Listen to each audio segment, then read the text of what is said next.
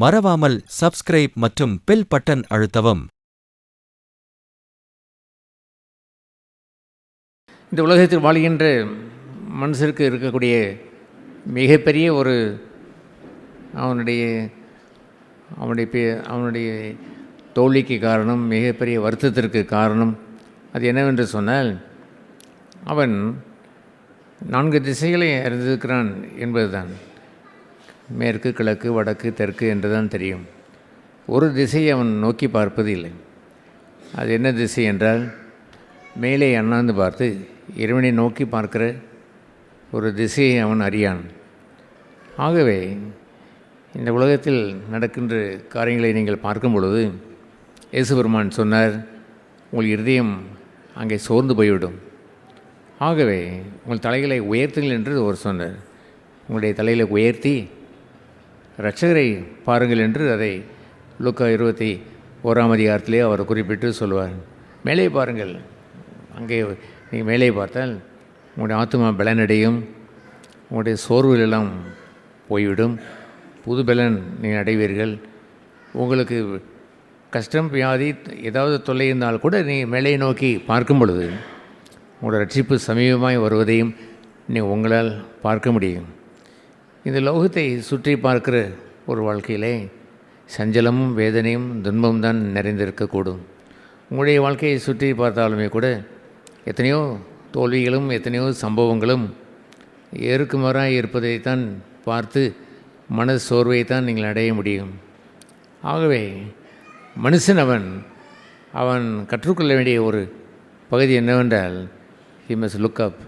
அவன் தலையை உயர்த்தி துன்பங்கள் வரும்பொழுது, வேதனைகள் வரும்பொழுது அங்கே அவன் இரட்சக பெருமானை, தெய்வத்தை அவன் பார்க்க பழகி இருக்க வேண்டும்.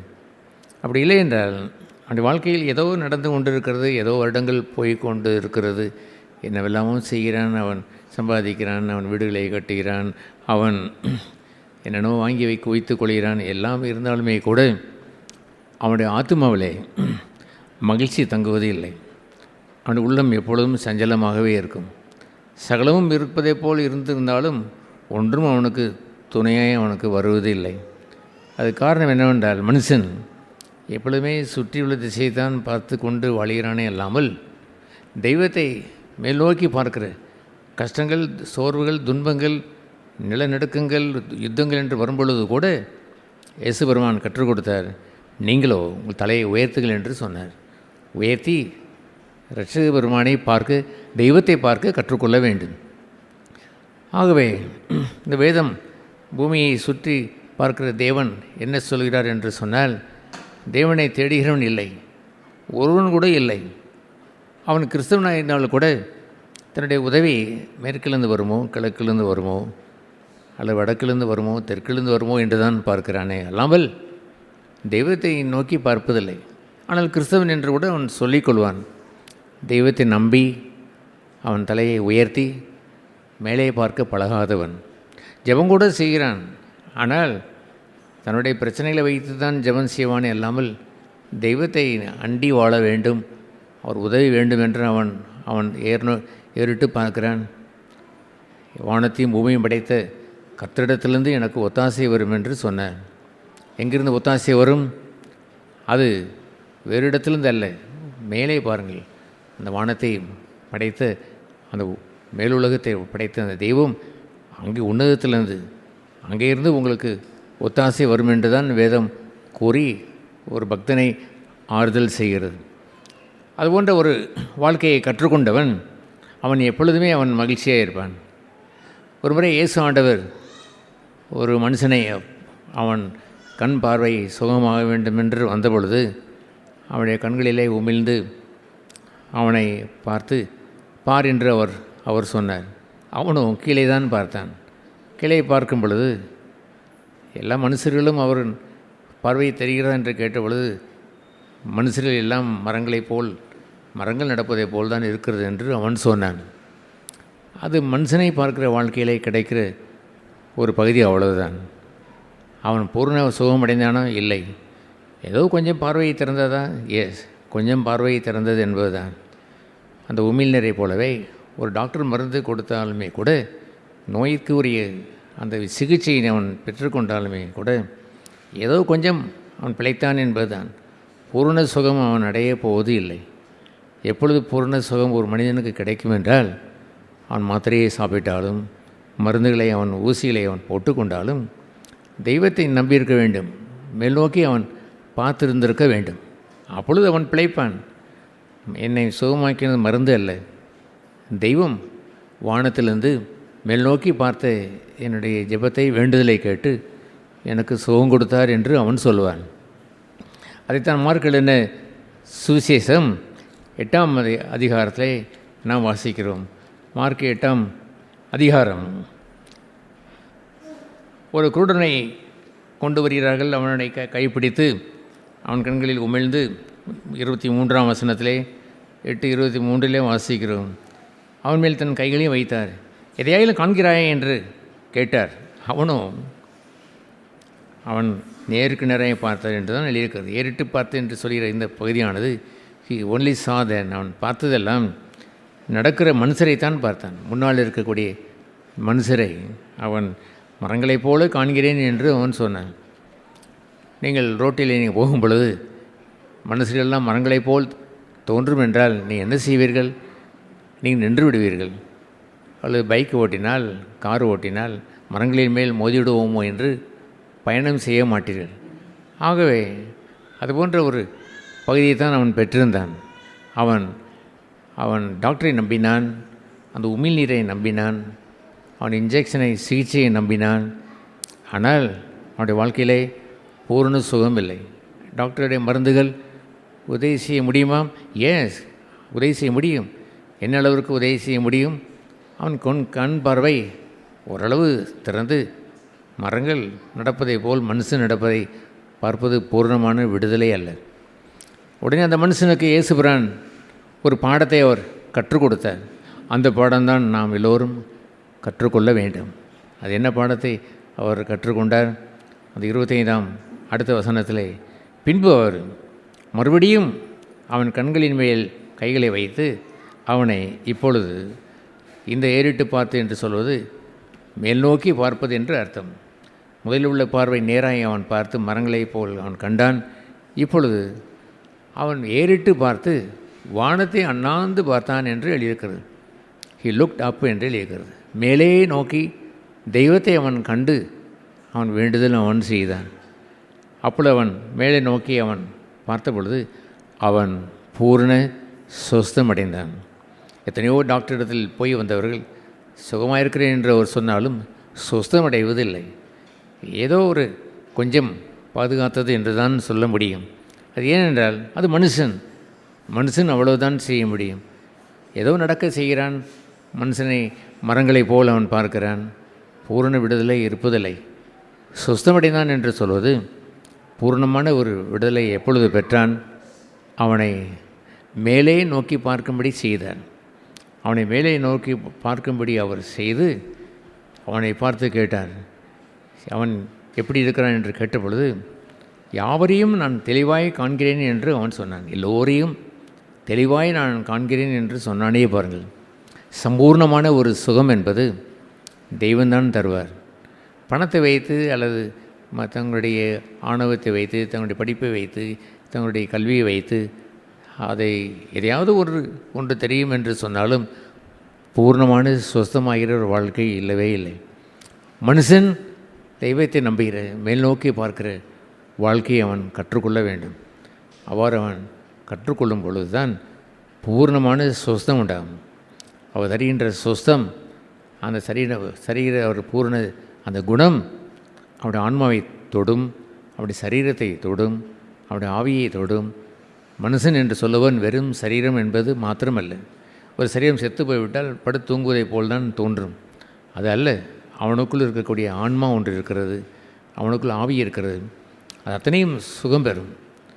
ஆத்துமா என்பதுதான் உங்களுக்கு வரக்கூடிய கவலைகள், கண்ணீர்கள், வேதனைகள், ஒரு மகிழ்ச்சிகள் என்னவெல்லாம் வருகின்றதோ அதெல்லாம் தங்குகின்ற இடம்தான் அந்த ஆன்மா. அந்த ஆன்மா பால்பட்டு கிடக்கிறதே, அங்கே எப்பொழுது பார்த்தாலும் துக்கம், எப்பொழுது பார்த்தாலும் வேதனை, எப்பொழுது பார்த்தாலும் முடங்கல், முறுமுறுத்தல் என்று இருக்கக்கூடிய அந்த ஆன்மாவிலே பூர்ண சொஸ்தத்தை இயேசுபிரான் தருவார். ஆகவே இதுபோன்று தேவனை நோக்கி பார்க்கிற, இறைவனை பார்த்து விடுதலை பெறுகின்ற ரட்சிப்பு என்று சொல்வது, இயேசுபிரான் இந்த பூமியிலே அவர் இருந்த பொழுது ஏராளமான நிகழ்ச்சிகளை அவர் செய்து அதை காண்பித்திருக்கிறார். நம் மனுஷனோ அதை கதை கேட்பதை போல், கதையை கேட்டதை போல் கேட்டுவிட்டு போயிடானே இல்லாமல், சில சண்டே கிளாஸ் நடத்துவதற்காக சில கதைகள் சொல்லுவார்கள். அதுபோல் கதைகளைத்தான் அவர்கள் கேட்டார்களே இல்லாமல் தங்கள் வாழ்க்கையிலே அதை நிஜமாகவே வைத்து வாழ்ந்து அந்த அற்புதமான இறைவன் தருகின்ற அந்த வரத்தை, அந்த ஈவுகளை அவன் பெறாமலே அவன் போய்விடுகிறான். ஆகவே அதற்கு முந்தின ஒரு பகுதியில் கூட இவ்வாறு இன்னொரு நிகழ்ச்சியை நாம் அங்கே பார்க்கிறோம். அங்கே என்னவென்று அங்கே சொன்னால், இயேசுபிரான் அந்த முந்தின 13ஆம் வசனத்திலே அவர் படவிலே ஏறி அக்கறைக்கு போனார் என்று எழுதியிருக்கிறது. அவரோடு சீசர்களும் சேர்ந்து வந்தார்கள். எல்லோரும் சேர்ந்து அக்கறைக்கு போய்விட்டார்கள். ஒரு ஃப்ளைட்டில் இருந்து ஒரு இந்திய தேசத்திலேருந்து மலேசியாவுக்கு போய்விட்டால், அமெரிக்கா போய்விட்டால், போவதை போல் போய்விட்டார்கள். தூரமாய் அவர்கள் அக்கறைக்கு போய் சேர்ந்து விட்டார்கள். சேர்ந்த பிறகுதான் அவர்கள் கண்டார்கள், அவர்கள் தங்களிடத்தில் இருந்த அப்பத்தை எல்லாம் மறந்துவிட்டு வந்து விட்டோம் என்பதை கண்டார்கள். எனவே இயேசு பெருமான் அவர்களை பார்த்து அந்த அப்பத்தை குறித்த ஒரு நிகழ்ச்சியை வைத்து அவர் பேசுகிறார். அப்பொழுது அவர்கள் என்ன எண்ணுகிறார்கள்? அடடே, நாம் ஃப்ளைட்லேருந்து ட்ரெயின்லேருந்து மாறி அடுத்த ஊருக்கு போய்விட்டோம், இப்பொழுதோ அப்பங்களை கொண்டு வர மறந்து விட்டோமே. நீங்கள் ஒரு பர்ஸை மறந்து விட்டால், ஒரு ஊருக்கு இன்னொரு ஊருக்கு போனவுடன் அதில் பர்ஸில் வைத்திருக்கிறீர்கள், அந்த பர்ஸில் தான் எல்லா ஒரு மாத செலவும் வைத்திருக்கின்ற வைத்துக் கொள்ளுங்களேன், எப்படி இருக்கும்? அப்படித்தான் அவர்கள் அந்த சீசர்கள் இருந்தார்கள். அடுத்த கரைக்கு போன பிறகு பார்க்கிறார்கள், அடடே, நான் மறந்து வைத்து விட்டு போய்விட்டோமே. அதுபோன்ற ஒரு நிலை வந்தால் மனுஷன் என்னாவான்? அவன் சிதைந்து போவான். அடடே, என்னுடைய பாஸ்போர்ட்டை வைத்து விட்டேன், என்னுடைய டிக்கெட்டை வைத்து விட்டேன், என் பணத்தை பூரா வைத்து விட்டேன், நான் திரும்பி போவது கூட பணம் இல்லை என்று கூட ஒரு நிலையிலே மனுஷன் அவன் இருப்பான். அதுபோன்ற நிலையை வைத்து தான் இயேசுபிரான் ஒன்றை கற்றுக் கொடுத்தார். என்ன கற்றுக் கொடுத்தார்? சரி, என்னதான் இருக்கிறது என்று கேட்ட பொழுது அவர்கள் சொன்னார்கள், ஒரே ஒரு அப்பம் தான் இருக்கிறது என்று சொன்னார்கள். அந்த வசனத்தை வாசிக்கிறோம். 14ஆம் வசனத்திலே அவர்கள் அப்பங்களை கொண்டு வர மறந்து போய்விட்டார்கள். படவிலே அவர்களிடத்தில் ஒரே ஒரு அப்பம்தான் இருந்தது. ஒரே ஒரு அப்பத்தை வைத்து எப்படி அவர்கள் அடுத்த கரையிலே வாழ முடியும், அடுத்த தேசத்திலே வாழ முடியும், அந்த ஊரிலே அவர்கள் வாழ முடியும் என்ற ஒரு இக்கட்டான ஒரு நிலையிலே தான் இருந்தார்கள். அப்படி இயேசுபிரான் அவர்களை பார்த்து சில கேள்விகளை அவர் கேட்கிறார். அந்த 17ஆம் வசனத்திலே அதை நாம் வாசிக்கிறோம். நீங்கள் உங்களிடத்தில் அப்பங்கள் இல்லை என்பதற்காக யோசனை பண்ணுகிறது என்ன? இன்னும் உங்கள் சிந்தியாமல் உணராமலும் இருக்கிறீர்களா? உங்கள் இருதயம் கடினமாக இருக்கிறதா என்று கேட்டார். எதை வைத்து கடினமாக இருக்கிறது என்று கேட்டார் என்று சொன்னால், அவர்களுக்கு முன்பாகவே இறைவன் ஒன்றுமில்லாத இடத்திலிருந்து அநேக அற்புதங்களை செய்திருக்கிறார். அது கீழே உள்ள வசனத்திலே அதை அவர் கேட்பார். சரி, நான் 5 அப்பங்களை 19ஆம் வசனத்திலே கூறுவார். 5 அப்பங்களை 5000 பேருக்கு பங்கிட்ட போது மீதியான துணிக்கைகளை எத்தனை கூடை நிறைய எடுத்தீர்கள்? 12 என்று சொன்னார்கள். சரி, அந்த 5 அப்பங்களை கொண்டு 5000 பேரை போஷித்தேன். 7 அப்பங்களை என்று அடுத்த முறை இன்னொரு இடத்திலே 4000 பேரை பங்கிட்ட போது எவ்வளோ மீதியை வைத்திருந்தீர்கள்? 7 கூடைகள் என்று அவர்கள் சொன்னார்கள். ஆகவே ஒன்றுமில்லாதிருந்தும் குறைவானதாக இருந்தும் நான் வானத்தை ஏறிட்டு பார்த்து, இறைவா பிதாவே என்று ஜெபித்த பிறகு அத்தனை பேருக்கும் கிடைத்தது அல்லவா? இதை நீ உணரவில்லையா என்று அவர் கேட்பார். அதைத்தான் 21ஆம் வசனத்திலே அப்படி சொல்லுவார். அப்படியானால் நீ உணராமல் இருப்பது எப்படி? மனுஷன் எதை உணர விட்டுவிட்டான் என்றால், தெய்வம் என்னுடைய குறைவை எல்லாம் நிறைவாக்குவார். நான் உன்னை மறந்துவிட்டு தத்தளிக்கிற ஒரு நேரம் போல் இருந்தாலுமே கூட என்ன இருக்கிறது? ஒரு அப்பந்தானே, பரவாயில்லை. நான் 5 அப்பத்தை வைத்து 5000 பேரை போஷித்தவன், இந்த ஒரு அப்பத்தை வைத்து 12 பேருக்கும் நான் கொடுக்க என்னால் முடியாதா என்று அவர் கேட்டார். மனுஷன் உணர வேண்டியது என்னவென்றால், அவன் அந்த ஒரு அப்பத்தை கைத்து இறைவனை பார்த்து வேண்டுதல் செய்திருக்க வேண்டும். இயேசுபிரான் அப்படித்தான் அந்த 5 அப்பத்தை வைத்து ஸ்தோத்திரம் பண்ணி வேண்டுதல் செய்து பிட்டு இதை வாங்கி புசிங்கள் என்று சொன்ன பொழுது 5000 பேரும் புசித்தார்களே, இது உணர உங்களுக்கு தெரியவில்லையா? இது போன்ற தெய்வ விசுவாசம் உங்களுக்கு வேண்டாமா என்று கேட்டார். அதற்கு முந்தின இடத்துலையும் அவர் கேட்டார். அந்த 17ஆம் வசனத்திலே, என்ன இன்னும் நீங்கள் யோசனை பண்ணுகிறது என்ன? இன்னும் சிந்தியாமல் உணராமலும் இருக்கிறீர்களா? இன்னும் உங்களுக்கு இருதயம் கடினமாக இருக்கிறதா? உங்களுக்கு இருதயத்திலே கடினம் என்று சொல்வது அந்த விசுவாசத்தை இழப்பது. அவருடைய அவிசுவாசத்தினாலே அவருடைய இருதயம் கடினப்பட்டு பொல்லாத இருதயம் கொண்டவர்களாய் மாறி தெய்வத்தை விட்டு தூரமாகி போய்விட்டார்கள். ஆகவே தெய்வத்தை மறந்து போகிற ஒரு கடின இருதயம், அதுபோன்ற ஒரு இருதயம் பொல்லாத இருதயம். இதை கேட்குற அன்பான சகோதர சகோதரிகளே, தெய்வத்தை மறந்து வாழ்வது சரிதானா? ஏதோ கண்ணிருந்தும் காணாது காதிருந்தும் கேளாது என்பது அல்ல. உயிரோடு வாழுகின்ற இயேசுபிரானை நீங்கள் நம்ப வேண்டியது அவசியம் அல்லவா? உங்களுக்காகவே அவர் வாழ்ந்து இரட்சகராய் தன் உயிரை அவர் கொடுத்து உயிர் தெழுந்து இன்றும் ஜீவிக்கிறவராய் இருக்கிறவர். எதற்காக ஜீவிக்கிறார்? உங்களுக்கு உதவி செய்வதற்காகவே அவர் ஜீவிக்கிறார். அவர் மீது உயிருள்ள விசுவாசம் வேண்டாமா? அவரை நம்பி வாழ நீங்கள் வேண்டாமா? உங்களுடைய இருதயத்தை கடினப்படுத்துவது சரிதானா? ஆகவே உங்களுடைய கண்களை ஏறிட்டு பாருங்கள். அவரை நோக்கி பார்த்தால் என்ன இருக்கிறது? உங்கள் இருதயம் கடினம் போய்விடும். நீங்கள் கண்களிலிருந்தும் காணாது இருக்கிறீர்களே, உங்கள் கண்கள் பார்வையடையும், காதுகள் கேளும், நினைவு கூறாமலும் இருக்கிறீர்களே, இறைவன் அற்புதங்களை செய்வார் என்பதை நினைவு கூறுவீர்கள். வேத புத்தகம் முழுவதும் புதிய ஏற்பாட்டிலே இயேசுபிரான் செய்த அற்புதங்கள் நிறைய இருந்தாலும் இதை வாசிக்கிற மனுஷன் தன் வாழ்க்கையிலே இது நடக்கும் என்று நினைவு கூறுவதே இல்லை. அது ஏதோ எழுதப்பட்ட ஒரு நிகழ்ச்சி, ஏதோ ஒரு சம்பவம், ஏதோ ஒரு காரியம் நடந்தது என்று தான் எண்ணுகிறார்கள். அல்லாமல் அதை தங்கள் வாழ்க்கையிலே நடைபெறும் என்று நினைவு கூறுகிறார்களாம்? நினைவு கூறுவதே இல்லை. கிறிஸ்தவர்களை தான் நான் கேட்கிறேன், அதுபோன்று கிறிஸ்தவர்கள் கூட நினைவு கூறுவதில்லை. இதை கேட்க அன்பான சகோதர சகோதரிகளை, நீங்கள் உணர்வுள்ளவர்களாய் மாற வேண்டும். எதை உணர வேண்டும்? இறைவனை உணர்வடைய வேண்டும். இறைவனை நோக்கி பார்க்கிற ஒரு வாழ்க்கை வேண்டும். இந்த உலகம் மாயை என்பதை அறிந்திருந்திருக்க வேண்டும். லோகத்தை பார்த்து ஏமாந்து போய்விடக்கூடாது.